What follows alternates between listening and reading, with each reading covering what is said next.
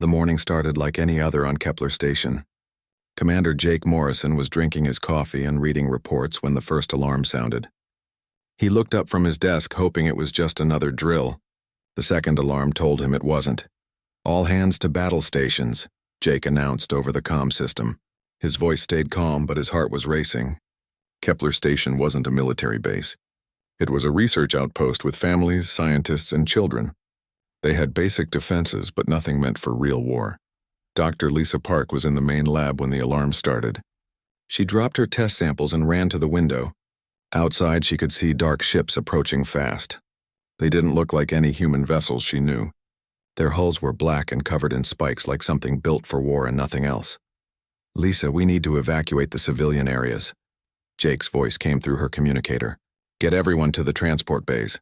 Lisa nodded, even though Jake couldn't see her. She grabbed the emergency kit from the wall and started running toward the residential section. Her mind was already making lists of who needed help getting out. The elderly researchers, the families with small children, the visiting students from Earth. The station shook as the first enemy shots hit the outer hull. Jake cursed under his breath as he watched his small defense team try to return fire. They had 6 security officers and 2 old patrol ships. The attacking force had at least 20 vessels, all heavily armed. Commander Morrison, his communications officer, called out, "They're sending a message."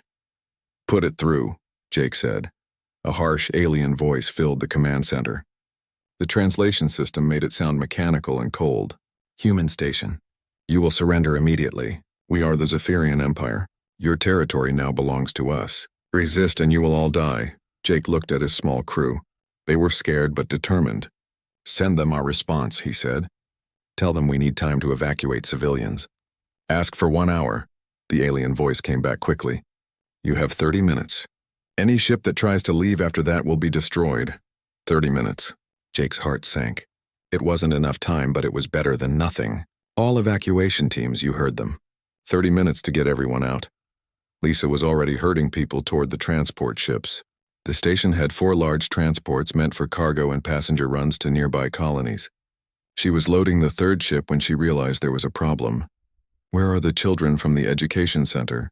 she asked Captain Alex Turner, who was preparing his transport for departure. Alex checked his list. "They should be on Transport 4 with their teachers. Mrs. Johnson is in charge of that group." Lisa ran to the 4th transport bay. She found Mrs. Johnson loading 47 children between ages 6 and 16 onto the ship. The kids were scared but trying to be brave. Some of the older ones were helping the younger ones with their emergency packs.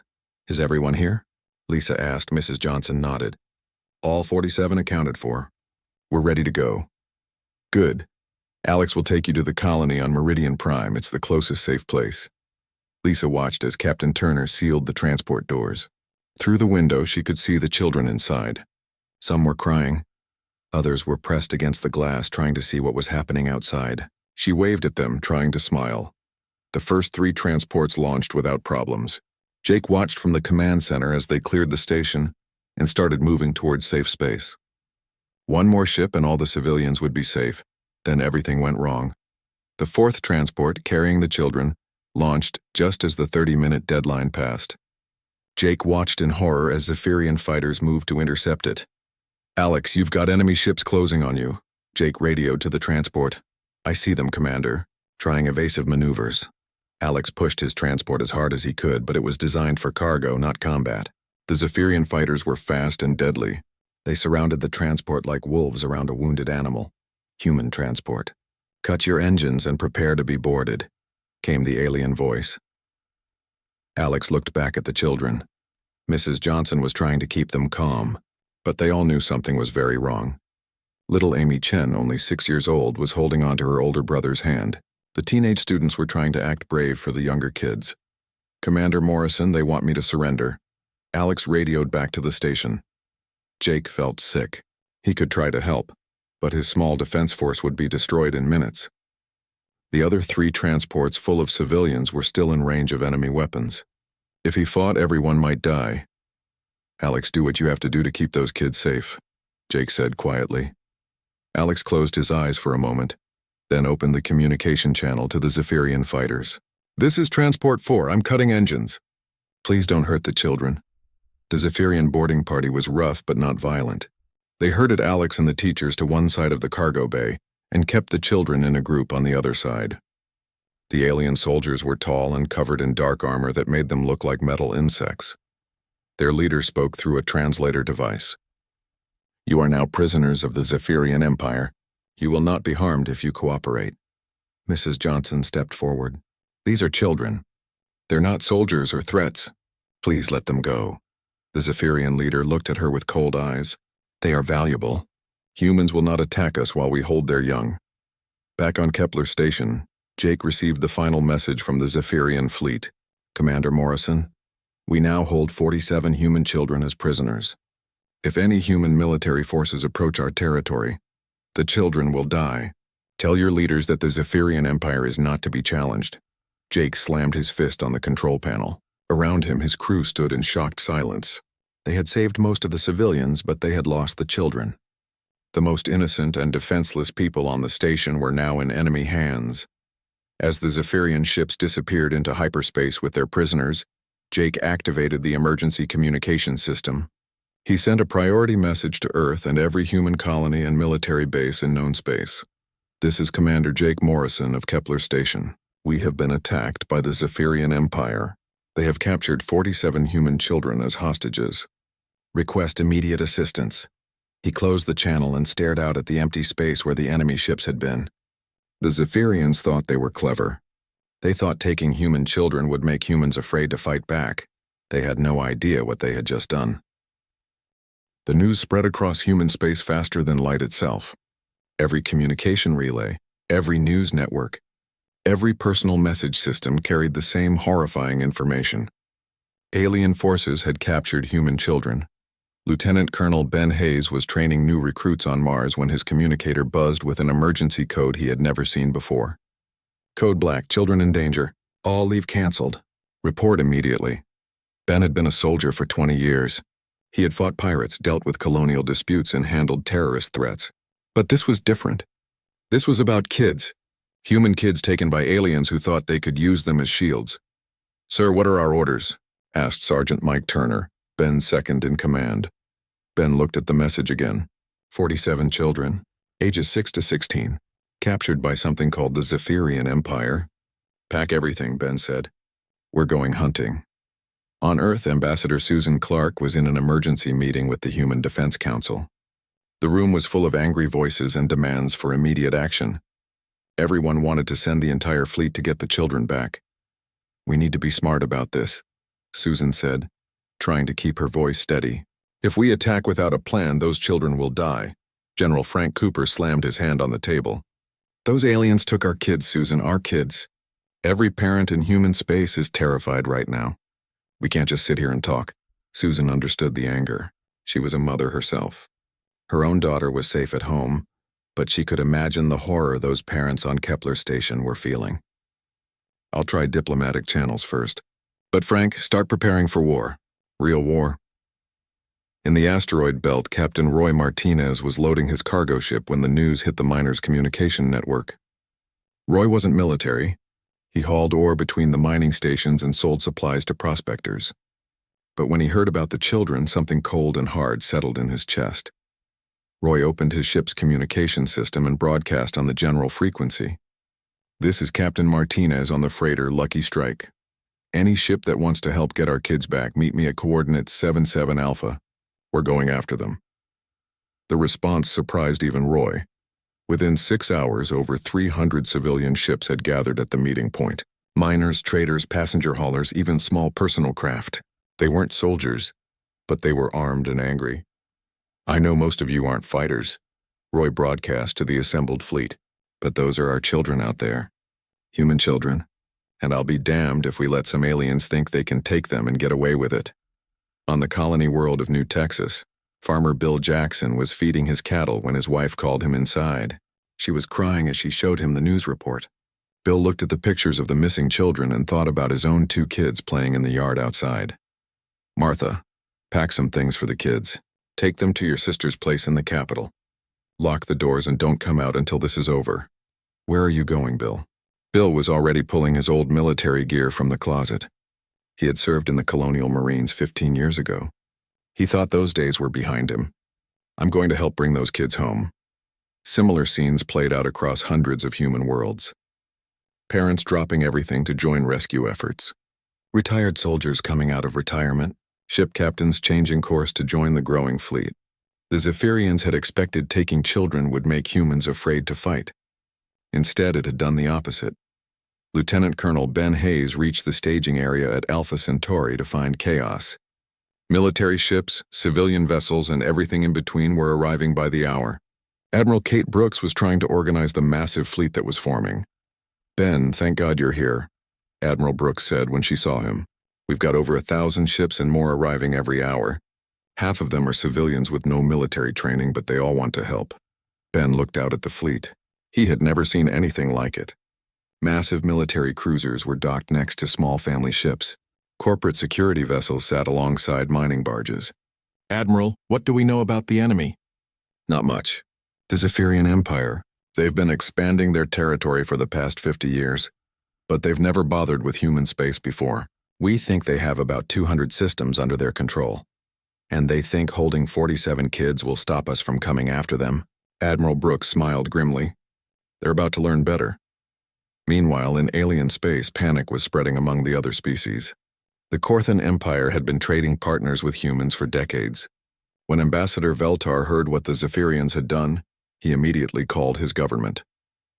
"You need to send a message to the Zephyrian High Command," Veltar told his superiors. "Tell them to release those children immediately." "Why should we get involved in this conflict?" came the reply. "Because humans are not what they seem. Yes, they're peaceful traders and scientists most of the time. But when their young are threatened, I've studied their history. They become something else entirely." The Saurian Republic also tried to warn the Zephyrians.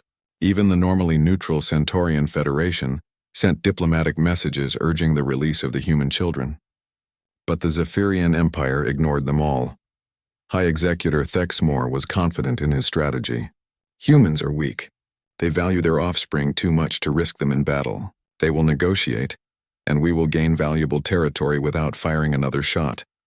His military advisors agreed. Their intelligence reports showed that humans avoided conflict whenever possible. They had small scattered fleets and preferred diplomacy to war. Taking their children was the perfect way to control them. Back in human space, the response was building into something the galaxy had never seen before. Admiral Brooks was coordinating with military commanders, but she was also working with civilian leaders like Captain Martinez. "Roy, I need your people to hang back during any fighting," she told him. "But we might need your ships for search and rescue operations." "Admiral, with respect, those are our kids too. My nephew goes to school on Kepler Station. Or he did before this happened. We're not staying back." Admiral Brooks realized she wasn't dealing with normal civilians. These people were parents, aunts, uncles, and neighbors of the missing children. They weren't going to be kept out of the fight. Ambassador Susan Clark tried one last diplomatic effort. She sent a message directly to the Zephyrian High Command. "Release the human children immediately and withdraw from human space. Do this and we can discuss terms. Refuse and face the consequences." The Zephyrian response was arrogant and dismissive. "Humans are in no position to make demands. Your children will be returned when you accept Zephyrian authority over your territory. Any attempt to rescue them will result in their deaths." When Susan received that message, she walked to her office window and looked out at Earth's blue sky. She thought about her own daughter, safe at school. Then she thought about 47 children trapped in alien hands, afraid and alone. Susan picked up her secure communicator and called Admiral Brooks. "Susan to Kate, diplomacy has failed. Bring our children home." Across human space, the word went out. Ships began moving towards Zephyrian territory, not just military vessels, but thousands of civilian craft carrying people who had never been soldiers but were ready to become whatever they needed to be. The Zephyrians had awakened something they didn't understand. They thought they were dealing with a weak, peaceful species that could be easily controlled. They were about to discover what humans became when their children were in danger. The human fleet moved through space like a storm of metal and fury. Admiral Kate Brooks had never commanded so many ships at once. Over 2,000 vessels followed her flagship towards Zephyrian territory. Military cruisers flew alongside mining barges. Corporate security ships kept formation with family transports that had been hastily armed. "Admiral, "We're detecting Zephyrian border patrols ahead," reported Captain Linda Gray from the intelligence ship Silent Hunter. 3 small fleets guarding the entry points to their space. Kate studied the tactical display. The Zephyrian forces looked strong, but they were spread thin across multiple entry points. They weren't expecting an attack this size. "Linda, take your stealth ships and scout ahead. I want to know where they're keeping our children before we announce our arrival." Lieutenant Colonel Ben Hayes was aboard the assault ship Thunder with his Special Forces team. They had been training constantly during the journey, preparing for any kind of rescue mission. Ben looked at his soldiers and saw the same cold determination in their eyes that he felt in his heart. "Listen up," Ben told his team. "We don't know what we're going to find when we locate those kids. But whatever it takes, however dangerous it is, we bring them home. All of them." Staff Sergeant Chris Hill raised his hand. "Sir, what if the aliens threaten to hurt the children when we attack?" Ben's expression hardened. "Then we make sure our attack is so fast and precise that they don't get the chance." Back on the colony world of New Texas, the families of the missing children waited for news. Bill Jackson had joined the civilian fleet, but his wife Martha stayed behind with their children. She spent her days organizing care packages and support for other families while trying to stay strong for her kids. "Mama, when is Bill coming home?" asked her youngest daughter. Martha knelt down and hugged her. "When he brings all the lost children back, sweetheart. When everyone is safe again." In Zephyrian space, the Border Patrol commanders were starting to worry. Their long-range sensors showed a massive fleet approaching, much larger than any human force they had seen before. Commander Zekthor contacted his superiors for orders. "High Command, we have approximately 2,000 human ships approaching the border. Request instructions." The response came back quickly. "Destroy any ships that enter our territory. The humans are bluffing. They will not risk their children's lives." Commander Zekthor wasn't so sure. The approaching fleet looked very real and very angry. But orders were orders. He positioned his ships at the border and waited. Captain Roy Martinez was leading the civilian convoy when the shooting started. His ship Lucky Strike was at the front of 300 civilian vessels when the Zephyrian Border Patrol opened fire. "All civilian ships, scatter and return fire," Roy ordered. "These aliens want a fight, let's give them one." What happened next shocked the Zephyrian commanders. The civilian ships didn't run. Instead, they attacked with a fury that military forces rarely showed. Mining lasers designed to cut through asteroids tore through Zephyrian hulls. Cargo ships rammed enemy vessels. Even small family transports joined the battle, their makeshift weapons blazing. "This is impossible," Commander Zekthor muttered as his fleet was overwhelmed. "Civilians don't fight like this," he was wrong. These weren't normal civilians anymore. They were parents, neighbors, and community members whose children had been taken. They fought like wild animals protecting their young. Admiral Brooks watched the border battles from her command ship. The civilian fleets were winning, but at a cost. Several human ships had been destroyed and more were damaged. She opened a channel to Captain Martinez. "Roy, pull your people back. Let the military handle the heavy fighting."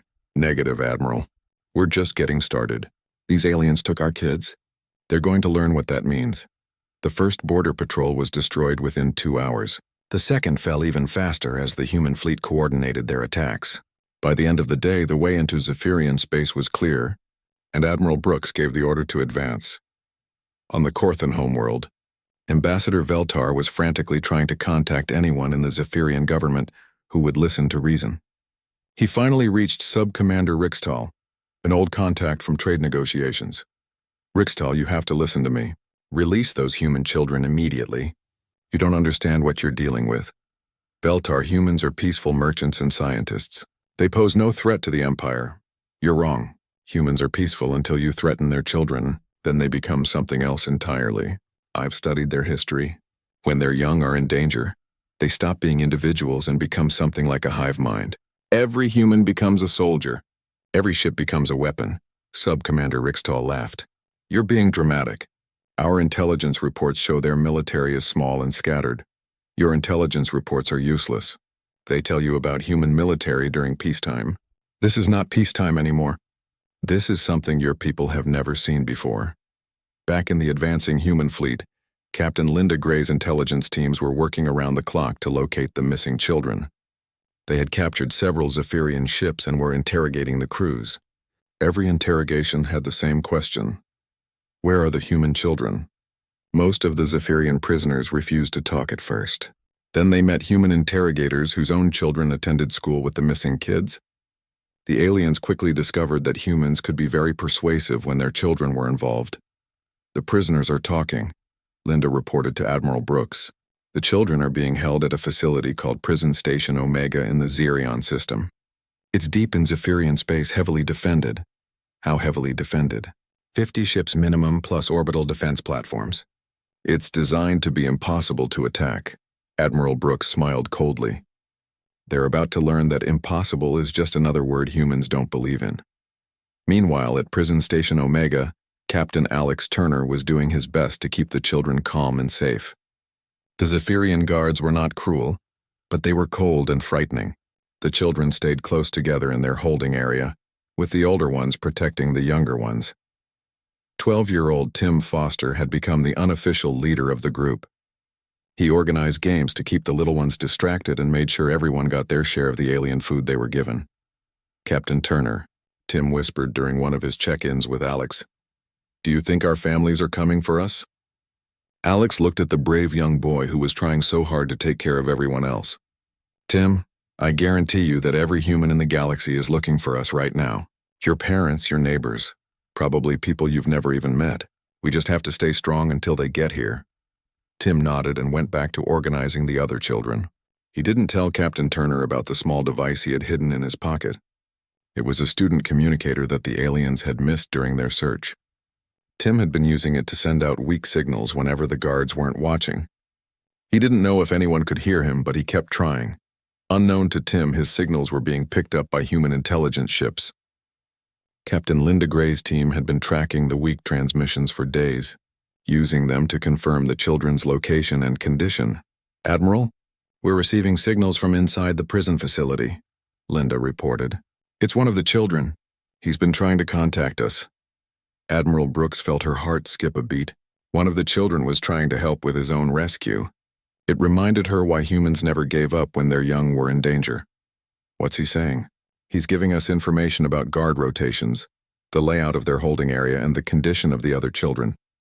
This kid is braver than most of my intelligence officers." The human fleet was now deep in Zephyrian space, smashing through defensive lines like they weren't even there. Each victory brought them closer to the children, and each victory made the Zephyrian commanders more desperate. High Executor Thexmore finally began to realize his mistake. Reports were coming in from across the Empire about human forces that fought with a skill and determination no one had expected. Entire Zephyrian fleets were being destroyed by forces that should have been easy to defeat. "How is this possible?" he demanded from his advisors. "Our intelligence said humans were weak and divided." "Sir, it appears our intelligence was incomplete. The humans seem to have hidden capabilities that they only reveal when sufficiently motivated." Thexmore stared at the tactical displays showing human forces advancing on multiple fronts. What could motivate an entire species to fight like this? His chief advisor looked pale. "Sir, they're not fighting for territory or resources. They're fighting to rescue their children. Every human ship, military or civilian, has the same goal: bring the children home." For the first time since the operation began, High Executor Thexmore felt afraid. He was beginning to understand that the Zephyrian Empire had not captured 47 human children. They had awakened a sleeping giant that would not rest until its young were safe. High Executor. Thexmore stood in his command center on the Zephyrian homeworld, watching his empire crumble on the tactical displays.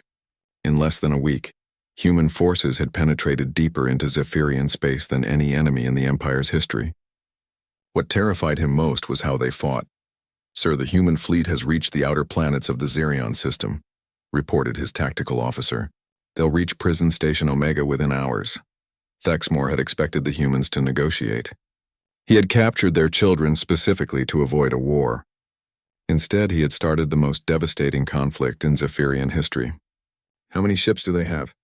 "Over 3,000 now, sir." More keep arriving from human space: military vessels, civilian ships, even small personal craft. They're all armed and all attacking anything with a Zephyrian signature. The High Executor turned to his communications officer. "Contact the prison station. Tell them to execute the human children immediately." There was a moment of silence in the command center. Even among the Zephyrians, killing children was considered horrific. Sir, that will make the humans even more dangerous. The humans are already destroying our empire. At least this way they'll know the cost of defying us. On Prison Station Omega, Commander Vexcar received the execution order with growing dread. He looked at the human children in their holding area through the security monitors. They were playing games and telling stories, the older ones taking care of the younger ones. They reminded him of his own offspring back on the homeworld. "Commander, we should follow orders," urged his second-in-command. Vexcar hesitated. The children had been model prisoners, causing no trouble despite their fear. The human transport captain who was with them had been cooperative and helpful. Killing them seemed wrong, but orders were orders. Before he could decide, alarms began sounding throughout the station. "Commander, human ships are approaching fast. Estimated arrival in 30 minutes. Vexcar made his choice.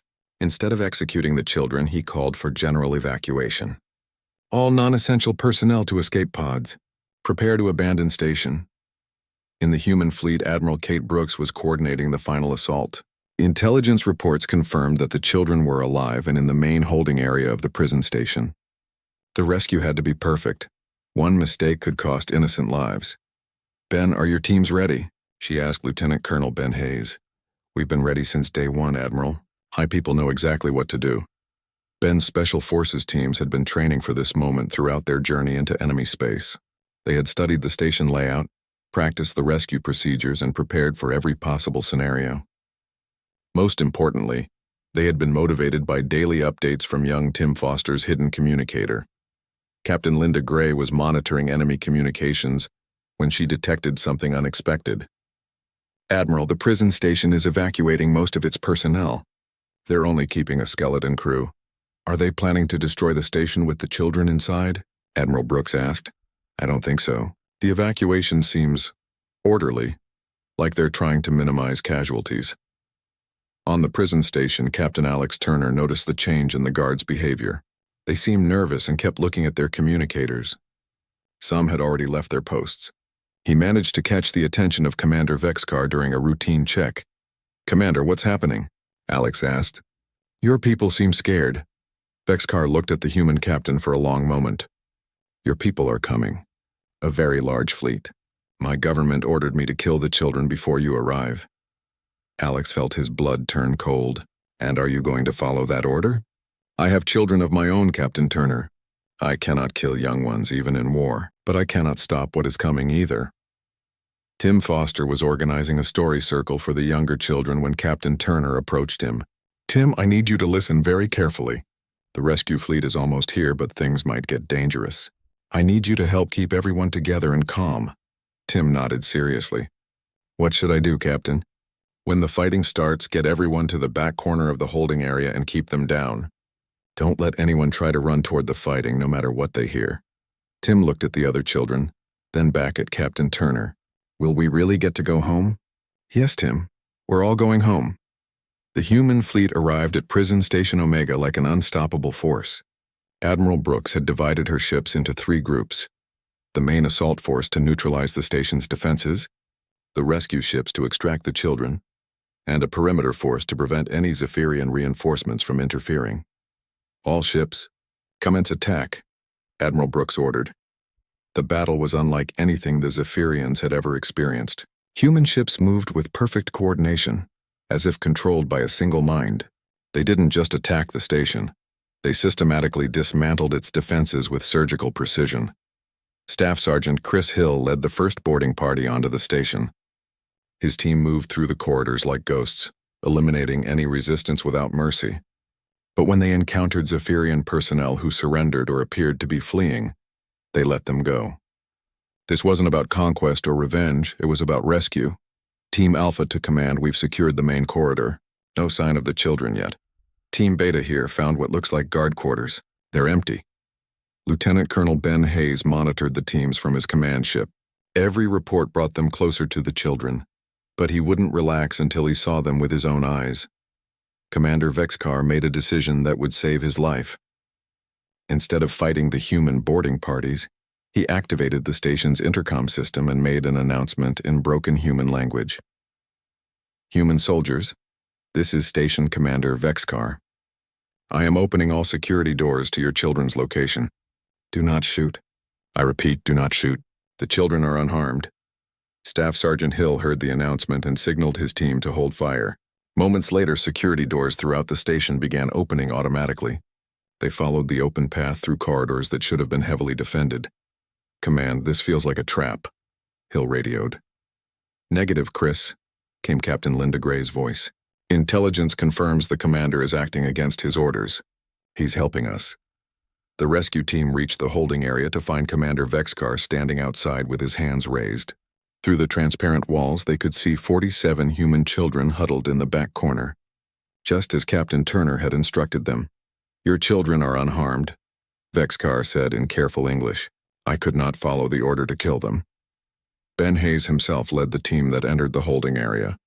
The children looked up as the armored humans burst through the doors, and for a moment there was silence. Then Tim Foster stood up. Are you here to take us home? Tim asked. Ben knelt down and removed his helmet so the children could see his face. Yes, son. We're here to take all of you home. What happened next brought tears to the eyes of hardened soldiers. The children didn't panic or cry. Instead, they formed an orderly line just as Tim Foster organized them, the older ones helping the younger ones, everyone ready to go home. Captain Alex Turner was nearly overwhelmed with relief. Colonel, how many ships did it take to get here? Every ship humanity could spare, Captain, and a lot of ships we couldn't spare but sent anyway. As the children were safely evacuated to the rescue ships, Admiral Brooks received reports from across Zephyrian space.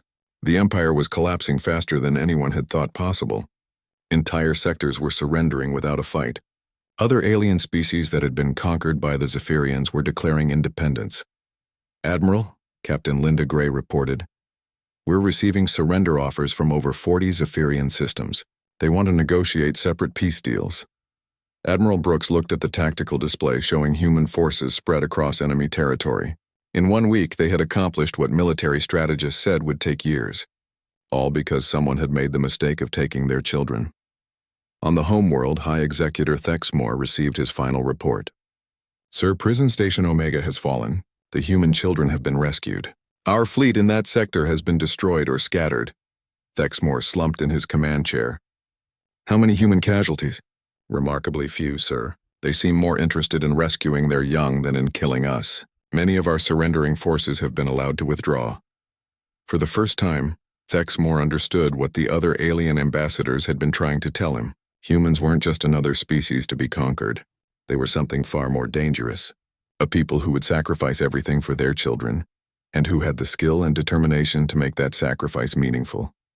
Open a channel to the human fleet, Thexmore ordered. It's time to surrender. Across human space, the news began to spread.